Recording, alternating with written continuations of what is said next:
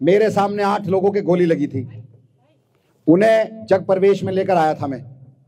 7 लोग को जग प्रवेश में एडमिट किया था। एक जब ज्यादा इंजर्ड था उसे अपनी गाड़ी में लेकर के मैं क्रू टेक बहादुर लेकर गया था। अपनी गाड़ी में खून मेरी पूरी गाड़ी में था। मुझे वहां घेरा गया, वहां से मैं निकला।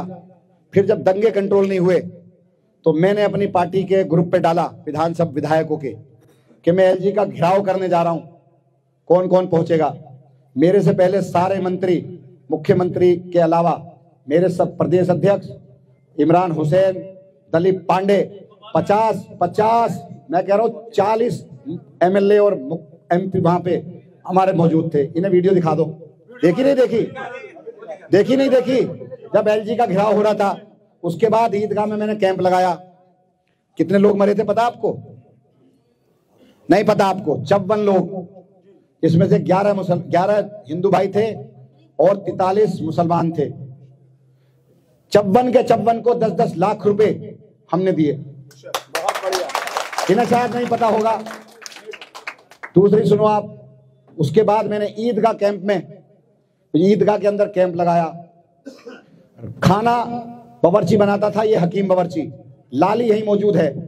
जब तक वो कैंप रहा लाली बावर्ची ने खाना बनाया। और जब कोरोना के अंदर होम मिनिस्ट्री ने उसको खत्म कराया कैंप को।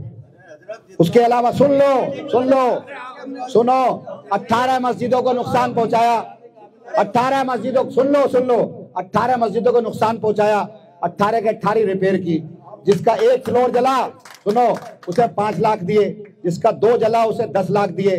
जिसका 3 जला उसे 15 लाख दिए। जिसका 4 फ्लोर जला उसको 20 लाख दिए। कांग्रेस के दौर में 48,000 फसाद हुए। 48,000 एक में मुआवजा दिया हो तो बताओ। ये भाई साहब बात कर रहे हैं, सुनो मेरी, सुनो आप, सुनो। ईदगाह याद है आपको? मुरादाबाद की ईदगाह के अंदर 150 मुसलमानों को वीरभद्र सिंह मुख्यमंत्री था कांग्रेस का, पीएसी ने कत्ल किया था। बताओ किस दिन माफी मांगी उन्होंने? बताओ किसको मुआवजा दिया उन्होंने? हाशिमपुरा मल्याना आपके सामने, अभी मैं जेल में था, 14 नंबर जेल में। हाशिमपुरे के मुसलमानों के कातिल पीएसी के लोग, दिल्ली हाई कोर्ट ने उनको सजा सुनाई उम्र कैद की। मेरे सामने मौजूद थे। मैंने कहा तुम्हारे साथ अच्छा हुआ। भाई साहब आप बता दो, अभी इनकी हिमाचल प्रदेश में सरकार है, 3 मस्जिदें शहीद करा दी। अभी अटाली में 10 साल पहले क्या किया था इन्होंने? 10 साल पहले 11 मुसलमानों का, जब ये राजस्थान में है, 11 मुसलमानों का राजस्थान पुलिस ने कत्ल किया। 11 मुसलमानों का मस्जिद अटाली के अंदर भरतपुर में। बताओ किस दिन माफी मांगी? बटला हाउस एनकाउंटर आपके सामने हुआ, किसने कराया था? कौन खड़ा था? किस दिन माफी मांग ली? हमें आप कह रहे हो? हमें बताओ हमने कब भेदभाव किया? क्या आपको बिजली मुफ्त नहीं दी? ये इन्होंने कमियां बता दी, अच्छाई नहीं बताई। 10 गुना आबादी आपकी बढ़ गई। 24 घंटे लाइट हम देते हैं, आप लाइट के लिए तरसते थे। 20-20 घंटे लाइट नहीं आती थी। जेल आज मेरे पे 43 मुकदमे। शाहीन बाग जब टूट रहा था कौन सामने आया था? जब दिल्ली दंगे हुए कौन सामने आया था? आप बताओ। जब वहां पे झारखंड में जब वो सबरेज अंसारी, जब उसका कत्ल हुआ कौन गया था वहां पे? मेवात के अंदर आसिफ का जब कत्ल हुआ कौन गया था? 5-5 लाख रुपए मैंने नहीं दिए। ये जब जामिया दंगे हुए सीएनआरसी के नाम पे, जब लाठीचार्ज हुआ तो एक लड़का मिनहाज था जिसकी आंख फूट गई थी, उसे मैंने नौकरी भी दी, उसे मैंने 5 लाख रुपए भी दिए। नजीब भाई साहब, नजीब सब ने उसका इस्तेमाल किया। मैंने उसके उसकी माँ को 5 लाख रुपए दिए। भाई को सरकारी नौकरी दी दिल्ली वक्फ बोर्ड के अंदर, परमानेंट नौकरी दी। वो इंजीनियर था। वो कारी उवैस जो मुजफ्फरनगर का रहने वाला था, जिसका कत्ल कर दिया गया था रेलवे स्टेशन के अंदर, जो दिल्ली रेलवे स्टेशन पे, उसकी एफआईआर दर्ज नहीं हो रही थी। पूरी रात बैठा, उसकी एफआईआर दर्ज करी। कैराना का एमएलए भी मेरे साथ था, नाहिद हसन, और मैं बैठा पूरी रात, एफआईआर दर्ज कराई बैठ करके। फिर उसके घर गया, 5 लाख रुपए दिए, आवाज उठाई। आप ये बताओ शाहीन बाग, ये मैं आज एमएलए खड़ा हूं। आप सुनो कौन हूं मैं? मेरे को इन्होंने बीसी बना रखा, बेड कलेक्टर। जब कंचन कुंज में मकान टूट रहे थे ना, तो मैं पहुंचा था, बाकी सारे शेर बकरी कहाँ थे? जब मैं गया, मुझ पे लाठी चार्ज की, मुझे गिरफ्तार कर लिया, जेल भेज दिया। उस दिन से लेकर के आज तक मैं परेशान हूं। 2.5 साल से परेशान हूं। 2.5 साल में जब 2 साल कोरोना रहा, दिल्ली दंगे रहे, उसके बाद मैं चाहता था अपने इलाके का काम करूं। आपके लिए पानी की मैंने पीछे से लाइन डाली, चला नहीं पाया कि जब मैं ओखला बिहार को पीछे से मीठा पानी देता था, 6 इंच की लाइन डाली मैंने, यहाँ पर एसपीएस बनाया मैंने, आपकी एक एक सड़क टूटी हुई थी सारी बना दी मैंने। ये जिसकी बात कर रहे हैं, इन्होंने कहा वो टूट गया, अरे पाइप तो सड़क के नीचे है ना, ट्रक चलाने के लिए थोड़ा ही है। आपने इधर तो पार्किंग कर दी, ट्रक चल रहा है मलबे का, ट्रक उसका ईटों का अगर ट्रक आएगा तो क्या पाइप नहीं टूटेगा, जीटी नहीं टूटेगी। मैंने तो बहुत चौड़ी सड़क बनाई, दिल्ली जल बोर्ड से जगह लेके चौड़ी सड़क बनाई, आप वहां पार्किंग करनी शुरू कर दी। भाई साहब कह रहे हमसे कि वो पाइप टूट गया। इतनी शानदार सड़क बनाई, इन लोगों के लिए बनाई, अब वहां ट्रक चलाओगे पाइप पर तो पाइप तो टूटेगा, जीटी तो टूटेगी, मेन होल तो टूटेंगे। आप ये बताओ कि इलाका कैसा था। आप जामिया का रोड देख लो, शाहीन बाग का रोड देख लो, 24 घंटे लाइट मिल रही है, 24 घंटे। यहां तो ईट और रोड़ी और बदरपुर मारुति कार से आते थे, आतंकवाद के नाम पर पूरा इलाका डरता था। आज पूरे हिंदुस्तान का मुसलमान यहां आने में फक्र महसूस करता है। मैं ही तो एमएलए हूं या मैं ही तो सरकार है। 43 मुकदमे, मैंने अपना बेटा बर्बाद कर लिया। आज मेरा बेटा कॉलेज में पढ़ता था नोएडा के अंदर, एफआईआर दर्ज की, उसमें फर्जी मुकदमा दर्ज किया और उसको कॉलेज से निकाल दिया। मेरी बेटी को स्कूल छुड़ाना पड़ गया मुझे। इससे बड़ी कुर्बानी क्या होगी किसी की? बताओ क्या कुर्बानी दी, बताओ मेरे से ज्यादा किसने काम किया? भाई साहब पानी सुन लो, पानी का जहां तक ताल्लुक है आप सुन लो, पानी के लिए मैं बड़ी लाइन डाल रहा हूं। अगर आपने नहीं देखी तो देख लेना जाके, जामिया मेट्रो स्टेशन के नीचे 4 फीट की पानी की लाइन डाल रहा हूं। अभी तक 10 इंची लाइन है, 75 में पड़ी थी, 75 के बाद तब से नहीं पड़ी।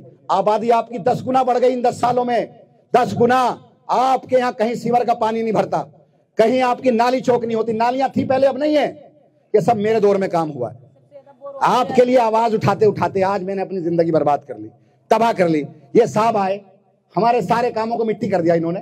एक एक गली बना दिया आपकी, एक एक सड़क बना दिया आपका, एक एक चीज बना दी, सीवर डाल दिया। खड़े हो के काम कराता हूं, रात को दिन में। 2 महीने हुए, 2 महीने में इतना काम किया मैंने, 24 घंटे जाग कर काम किया। आप सोचो कि अगर 3 साल ये मुझे परेशान नहीं करते कोरोना के बाद, तो पूरे इलाके को मैं चमन जैसा बना देता। और मैं कह के जा रहा हूं कि अगर आपका मैंने इलेक्शन के बाद 6 महीने के अंदर अंदर पानी की प्रॉब्लम ओखला बिहार के लोगों की सोल्व नहीं की, तो मैं इंशाल्लाह दोबारा आपको शक्ल दिखाने नहीं आऊंगा। और जो मैं कहता हूं वो करके दिखाता हूं। मैं ही लड़ने वाला हूं आपके लिए। आज आजम खां जेल के अंदर है, आपकी लड़ाई लड़ता था वो। मुझे भी ये जेल में ही मारना चाहते थे। हो सकता है आपके शाहबुद्दीन खत्म हो गए, मुख्तार अंसारी खत्म हो गए, और बहुत सारे खत्म हो गए। कौन है आपकी लड़ाई लड़ने वाला? आज वोट कटवा पार्टियां दूसरों की मदद करने के लिए, बताओ कैसे जीतेंगे वो? यहां पर 90,000 वोट चाहिए, यहां का उधर का वोट तो इन्हें मिलेगा नहीं, बीजेपी को इधर का वोट नहीं मिलेगा। 282 बूथ है, इन्हें तो ये भी नहीं पता अभी हमें 282 के 82 बूथ पर वोट मिलता है। इन्हें जाकिर नगर बटला हाउस से कुछ मिल जाएगा, शाहीन बाग से कुछ मिल जाएगा, बताओ सरिता बिहार से लेंगे, मदनपुर से लेंगे, जेजे कॉलोनी से लेंगे, आली गांव से लेंगे, तैमूर नगर से लेंगे, खिदराबाद से लेंगे, नहीं ले सकते। यहां से 90,000 वोट ले लेंगे ये, इस माहौल में नहीं ले सकते ना। तो फिर इनको वोट देने का मतलब वोट खराब करना। आपके बीच के बहुत सारे लोग बीजेपी ने खरीद लिए, जो इनके लिए बात करेंगे। रातों रात खरीदे जाएंगे आपके लोग, हर हालत में आपकी वोट सीट को हराया जाएगा। उनके 2 फायदे, 2 मकसद हैं। एक तो अमानतुल्लाह जो मुसलमानों की आवाज है, इसको खत्म करो, और एक इस सीट को जो शाहीन बाग, बटला हाउस, जाकिर नगर, जोगाबाई है, वहां भेज दो। आप सोचो अगर भाजपा जीत गई तो ये 4 मंजिला इमारत रहेगी। आज पानी की शिकायत मुझसे कर रहे हो, मैं दूर कर दूंगा। ये करने आएंगे, झाड़ू लगाने आएंगे, आपकी सीवर साफ करने आएंगे, सड़कें बनाने आएंगे। भाई साहब अगर 1 साल सड़क टूटी रही, 2 साल टूटी रही, 5 साल टूटी रही, टूटी रहेगी, ये नहीं आएंगे। आज गफ्फार मंजिल में एक सफाई वाला नहीं आता, आज जसोला के अंदर एक सफाई वाला नहीं आता। वहां तो वही है पार्षद, उसकी बीवी पार्षद है, मनीष जैसा जहरीला आदमी। अगर यहाँ जीत गया, आप सोचो ये जो आप बिल्डिंग है एक नहीं बचेगी। आप ये देखो, मेरे दौर में एक दिन कंस्ट्रक्शन का काम बंद नहीं हुआ, मेरे दौर में एक दिन गिरफ्तारी नहीं हुई किसी के आतंकवाद के नाम पे। सड़क, सीवर, बिजली, पानी तो मुद्दा ही नहीं था। आप मोहल्ला क्लिनिक की बात कर रहे हो, हम ही बनाएंगे। 18 बनाइए हमने इस विधानसभा में, 19 भी आपकी बना देंगे। बताओ ये बना देंगे, ये बना देंगे, ये पानी दे देंगे आपको, हम ही देंगे।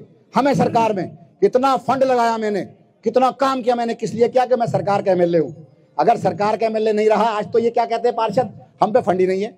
अगर एमएलए भी इनका बन गया तो कहां से बनाएंगे भैया? ये जब फंड ही नहीं है तो भैया जज्बात में मत आओ। ये देखो, कमियां मत देखो, अच्छाइयां भी देखो कि 200 यूनिट बिजली मुफ्त मिल रही है, मोहल्ला क्लिनिक है, अच्छे स्कूल हैं, अस्पताल हैं। और ये मेरी माए बहनें जो अभी मेकअप के लिए अपने पति से जब पैसे मांगती हैं तो नाक मुंह चढ़ाता, अब हम 2100 रुपए देंगे इनको, 2100 रुपए देंगे अब हम इनको। जो 60 साल से ऊपर के बुजुर्ग हैं उनको जो है फ्री में इलाज देंगे। जो स्टूडेंट है, महिलाओं को बस में सफर फ्री, स्टूडेंट का बस में सफर। बस देखो भाई, अपना वोट मत बटने देना, जज्बात पे मत आना। आपके बीच में बड़े सारे खरीदे जाएंगे जो रातों रात झंडे बदल लेंगे। इनके झंडे देखना, उनकी देखना क्या गड़बड़ कर रहे हैं वो, आना जाना देखना उनका, कहां जा रहे हैं वो। उनकी जो आज झंडे लगाए हुए दूसरे लोगों के, भाजपा डायरेक्ट हमसे कभी नहीं लड़ सकती, हमारे लोगों के जरिए हमसे लड़ेगी, हमारे जोगों के जरिए वोट तकसीम करेंगी। भाजपा को तो मुसलमान का भी वोट देगा ही नहीं, सेकुलर का भी वोट देगा ही नहीं। तो ये वोट बांटो पार्टियों को ला इस्तेमाल करेंगे, जज्बाती बातें करवाएंगे, जज्बाती काम करवाएंगे, खरीदेंगे, हमारे बीच में से ये बिक करके हमारे खिलाफ ही आवाज उठाएंगे, फिर हमारी सीट को भाजपा को दे देंगे, फिर हम 5 साल तक बस इंतजार करते रहेंगे। तो देखो, ऐसा मौका नहीं आना चाहिए, बर्बाद हो जाओगे। उत्तर प्रदेश सामने मिसाल है, क्या हाल है उत्तर प्रदेश में। आप नमाज नहीं पढ़ सकते सड़क पे, आप दाढ़ी टोपी के साथ सफर नहीं कर सकते, आप बुर्के के साथ जा नहीं सकते। ये तो चाहते भी यही हैं, जो आज आपकी आवाज उठाने वाला उसको बर्बाद करना चाहते हैं, ओखला को बर्दाश्त करना चाहते हैं। आए थे ना शाहीन बाग पूरी तरह से तोड़ने, खड़ा हो गया था ना मैं, जब जफरुल इस्लाम साहब के यहाँ घर पे आए थे एनआईए वाले, खड़ा हो गया था ना मैं। कहाँ थे ये जब जमात इस्लामी में आए थे, कहाँ थे ये जब कलीम सिद्दीकी साहब के घर ये आए थे, मैं पहुंच गया था, ये कहाँ थे जब गुब्बूमर गौतम साहब के यहाँ आए थे, ये कहाँ थे। अरे खालिस नलक एमएलए नाली सड़क सीवर के लिए थोड़ना होता है, आपकी आवाज उठाने के लिए, आपके तहफ्फुज के लिए होता है। मैंने तहफ्फुज किया आपका, मैंने तहफ्फुज किया आपका, अपने आप को बर्बाद कर लिया, जेल में डाल दिया अपने आप को। 43 मुकदमे, एक एक दिन में 4-4 5-5 तारीख होती है, लेकिन चेहरे पे कभी शिकन नहीं आई। ये सोचता हूं कि आप लोग मेरे लिए मस्जिदों में दुआ करते हो, घरों में दुआ करते हो, तहज्जुद पढ़ पढ़ के दुआ करते हो, सारे गम और सारे दुख भूल जाता हूं। आज ये बात करने लायक है ये। मैंने अपने आप को बर्बाद कर दिया। बताओ किसकी कितनी कुर्बानी है मेरी बराबर।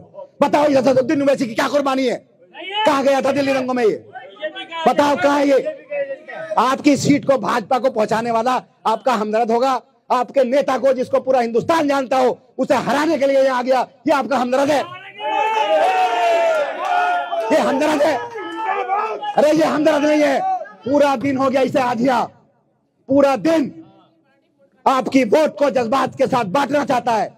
अभी 25 को फिर आएगा, 27 को फिर आएगा, 30 को फिर आएगा, आपकी सीट भाजपा को देना चाहता है, आपकी सीट भाजपा को। मुझे यह उम्मीद थी कि मैंने आवाज उठाई है, मैंने आपकी लड़ाई लड़ाई है, मेरे सामने ये नहीं लड़ाएगा, लेकिन मुझे बड़ा दुख हुआ, बड़ा अफसोस हुआ जिस दिन मुझे हराने के लिए ये यहां आ गया।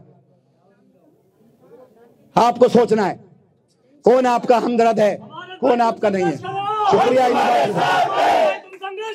हम तुम्हारे साथ हैं।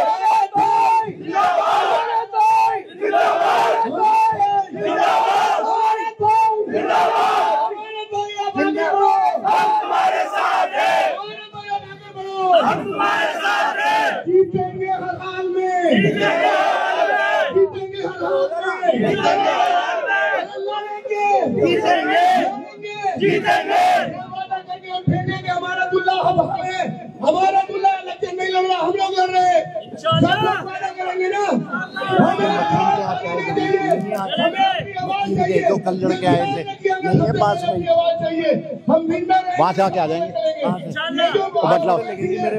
बटला हाउस से यहीं आ जाएंगे ना, इसके 5-10 मिनट बैठ जाएंगे। सारा मैं कह रहा हूँ 100% आएंगे। गुरादी रोड की बड़ी अहमियत है, कहाँ है घर उसका।